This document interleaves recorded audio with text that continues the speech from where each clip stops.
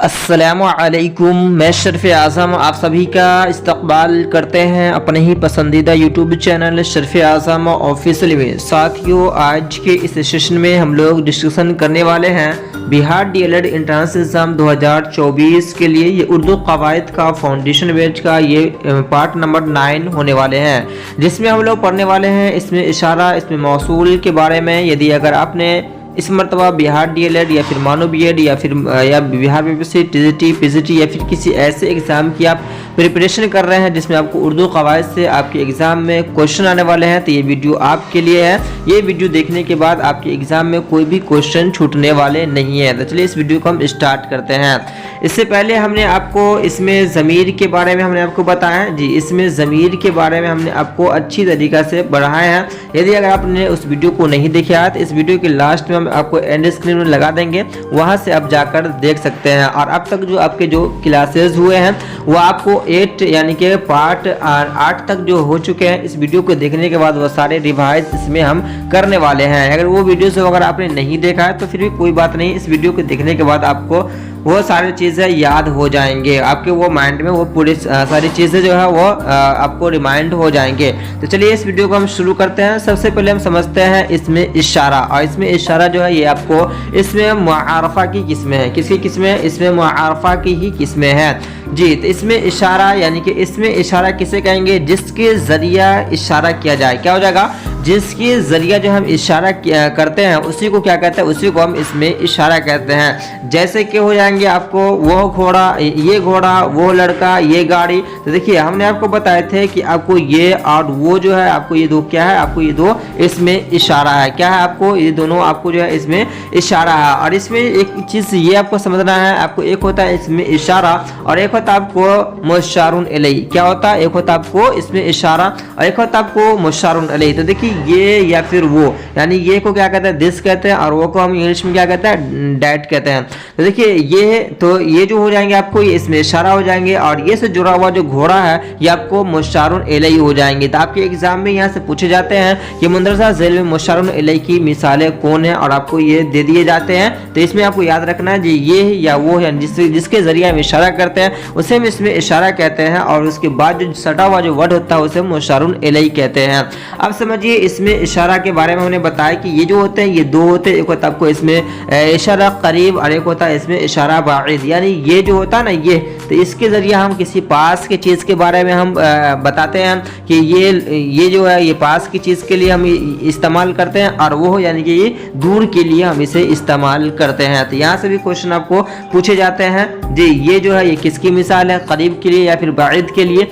अब समझते हैं हम लोग इसमें मौसूल। अब समझते हैं इसमें मौसूल। समझिए इसमें मौसूल किसे कहेंगे? जो एक वस्फी जुमला के बगैर अपने माने नहीं बताए। क्या हो? एक वस्फी जुमला के बगैर जो है अपने माने नहीं बताए, उसी को क्या कहते हैं? उसी को हम जो है मौसूल कहते हैं। और एक होता है आपको सिला। क्या होता है? एक होता है आपको सिला, एक होता है आपको जवाब सिला। क्या होता है? एक होता है आपको सिला और एक होता है आपको जवाब सिला। देखिए यहाँ पे जो मिसालें दी गई है ये आपको जो शख्स जिस जगह ये आपको इसमें मौसूल की क्या है? इसमें मौसूल की जो है ये मिसालें हैं। अब समझिए कि सिला किसे कहेंगे? तो इसमें मौसूल के बाद जो जुमला आता है उसी को हम क्या कहते हैं? उसी को हम सिला कहते हैं। एक और है आपको इसमें मौसूल। क्या है आपको? इसमें मौसूल और सिला के बाद जो जुमला को मुकम्मल करने के लिए आता है उसको हम क्या कहते हैं? उसी को हम जवाब सिला कहते हैं। उसे क्या कहते हैं? उसी को हम जवाब सिला कहते हैं। और हम आप जो है इसे एग्जाम्पल से समझते हैं। देखिए यहाँ पे लिखा हुआ है जिसने मेहनत किया। क्या लिखा हुआ है? कि जिसने मेहनत किया वो कामयाब हुआ। क्या हुआ? वो कामयाब हुआ।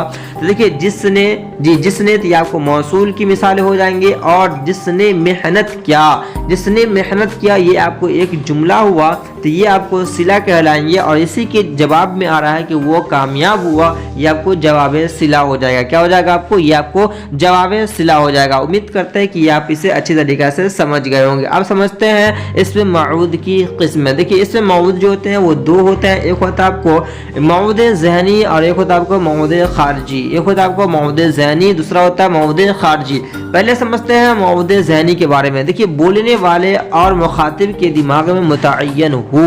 यानी मौदे ज़हनी किसे कहेंगे, तो बोलने वाले और सुनने वाले यानी मुखातिब के दिमाग में मुतअय्यन हो। जैसे कि दोस्त आया, यानी कि जैसे कि क्या है, दोस्त आया, यानी कि जो हम बोल रहे हैं आपको और आप समझ रहे हैं कि हाँ जो आ रहे हैं वो कोई ख़ास आदमी आ रहे हैं, तो उसी को हम क्या कहेंगे, उसी को हम मौदे ज़हनी कहेंगे। क्या कहेंगे, उसी को हम मौदे ज़हनी कहेंगे। आप समझिए कि दोस्त आया से मुराद क्या है कि कोई ख़ास दोस्त आएगा, जैसे कि अब्दुल्ला आ सकता है, उबैदुल्ला आ सकता है, अहमद या फिर मोहम्मद, या कोई भी आपके जो ख़ास दोस्त है उस शख्स के बारे में हम आपसे बात कर रहे हैं, तो उसी को हम क्या कहेंगे, उसी को हम मौदे ज़हनी कहेंगे। अब समझते हैं मौदे खारजी क्या है। मौदे खारजी जिससे आम तौर पर कोई शख्स समझा जाए, यानी कोई भी शख्स के बारे में जो है हम आपसे बात कर रहे हैं, उसी को हम क्या कहेंगे, उसी को हम मौदे खारजी कहेंगे। जैसे कि रूहुल्लाह क्या हो जाएगा, रूहुल्लाह। रूहुल्लाह से मुराद क्या हो जाएंगे, हज़रत ईसा अलैहिस्सलाम हो जाएंगे। जैसे इसी तरह से खलीलुल्लाह, तो उससे हज़रत इब्राहिम अलैहिस्सलाम हो जाएंगे। इसी तरह से कलीमुल्लाह, हज़रत मूसा अलैहिस्सलाम जो है वो मिसालें ली जाती है। तो ये आपको ये जो हो जाएंगे आपको मौदे खारजी की मिसालें हो जाएंगी। अब समझते हैं हम मुनादी या फिर मुनादा और हरफ निदा और हरफ निदा।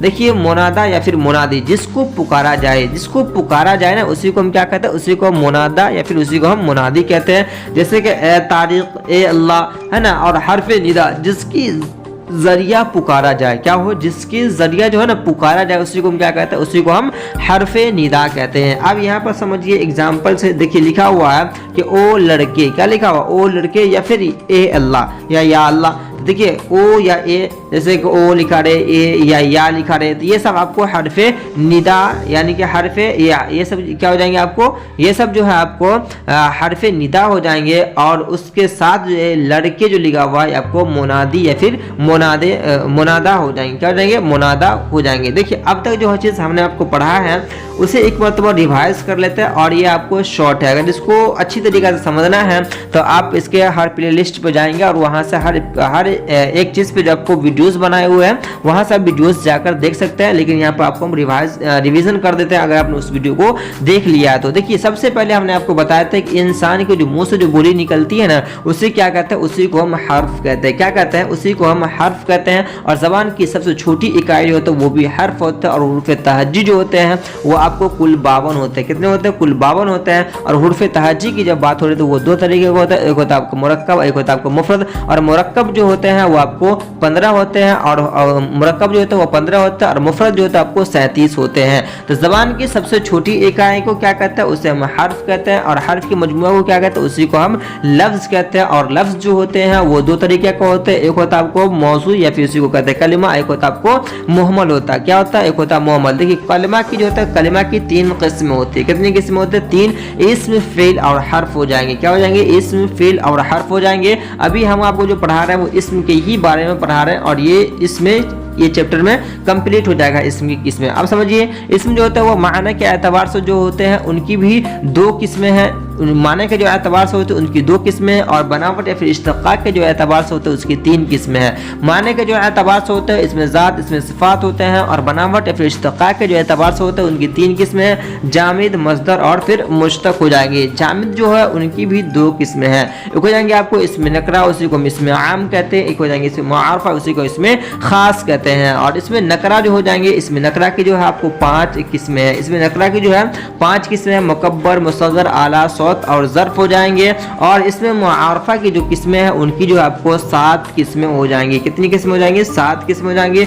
अलम, ज़मीर, इशारा, मौसूल, मुज़ाफ, मऊद, मुनादा हो जाएंगी। अब समझिए इसमें अलम जो है इनकी भी 6 किस्में हैं। इसमें कुन्नियत, लक़ब, खिताब, तख़ल्लुस, उर्फ़ हो जाएंगे। और ज़मीर जो है इसकी भी जो है आपको 5 किस्में हैं, मुतलक़, इस्तिफ़हामी, इशारी, मौसूली, तनकीरी। और देखिए इशारा जो है वो 2 होते हैं, करीब और बाइद होते हैं। और मौसूल जो होते हैं वो 2 होते हैं, एक तसीला, एक होता है जवाब सिला। और मुज़ाफ जो होते हैं ये भी 2 होते हैं, एक होता है मुज़ाफ, एक होता है मुज़ाफ ले। और मऊद जो होते हैं ये भी 2 होते हैं, ये तो ज़हनी या खारिजी। और एक होता है आपको मुनादा, एक होता है आपको निदा, और एक होता है आपको मुनादी। ये भी जो है 2 होते हैं। तो कुल मिलाकर हमने आपको जो अब तक जितनी चीज़ें हमने पढ़ा है वह सारी चीज़ का इसमें हमने रिवीजन कर दिया। इसमें अगर आपको कोई क्वेश्चन हो या कोई आपको कंफ्यूजन हो तो आप दिए गए मतलब नंबर पे आप कांटेक्ट भी कर सकते हैं, या फिर आप कमेंट भी कर सकते हैं। इंशाल्लाह मेरे टाइम रहने पे इंशाल्लाह इंशाल्लाह आपका रिस्पॉन्स हम जरूर देंगे। यदि वीडियो पसंद है तो लाइक कमेंट शेयर जरूर कीजिएगा।